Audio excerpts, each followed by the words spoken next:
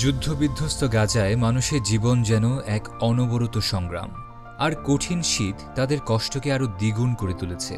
তবে এই শীতে গাজায় আশার আলো নিয়ে এসেছে আশ ফাউন্ডেশন।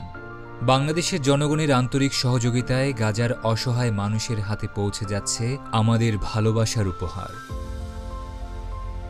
بسم الله الرحمن الرحيم والصلاة والسلام على سيدنا محمد صلى الله عليه وسلم. نشكر الأخوة في مؤسسة آش وشعب بنغلاديش على توفير خدمات إلى الأخوة النازحين في مواصل خان يونس.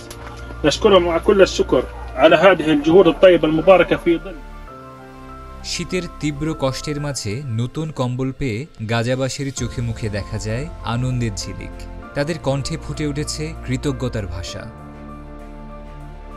نشكر مؤسسة آش من شعب بنغلاديش. نشكر مؤسسة آش. نشكر مؤسسة آش. نشكر مؤسسة آش. শীতবস্ত্র বিতরণের পাশাপাশি গাজায় আশ ফাউন্ডেশনের আরও বহু মানবিক কর্মসূচি চলমান আছে।